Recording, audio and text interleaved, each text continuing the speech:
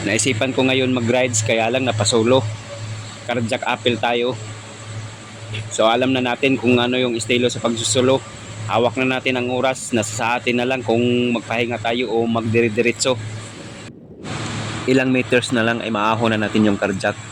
Kailangan muna natin ang recover bago tayo umahon para ma-perfect natin sa taas. Siyempre wala naman tayong lagayan ng cellphone, gamitan natin ng isang kamay. Yun ang i-video natin hanggang makarating tayo dun sa taas. Iilan lang na bikers na nakita kong nasa lubong. Kakunti lang, napakatahimik na lugar. Ito ang magandang insayuhan, napakaluwag na daan. Kahit solo ako sa pagra-rides ngayon, ini-enjoy ko lang yung sarili ko. Kailangan muna natin ng konting relax para ma-perfect natin pag-ahon sa taas.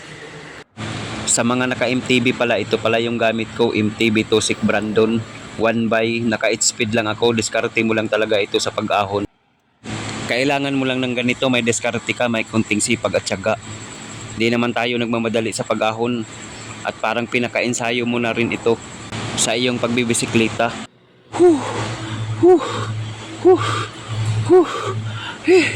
Ayaw ko na. Ano, kaya mo pa? Ginusto mo yan eh. Tuloy. Ito na nga sinasabi ko, pag magsulo ka sa pagra-rides, diskarte mo na talaga, lalo na sa pagbibideo mo. Kasi no choice ka naman. Ito ang buhay siklista, kailangan magtiyaga ka. Lalo na sa mga ganito may paahon, sipagan mo na lang. Huwag mo na lang isipin na nakakapagod. Sa mga gusto mag-rides, ito pala ang magandang insayuhan mga kabikers sa part ng cardiac. Solid. Diretso na rin tayo sa silang. Maghanap rin tayo ng kainan bago naman tayo i-exit sa Maino Valley. Saktong-sakto, nakahanap na rin ako ng makainan. Di na ako nagpatumpik-tumpik. Umorder na ako ng lugaw at may halong karneng manok. Sakto, nababawi rin yung pagod.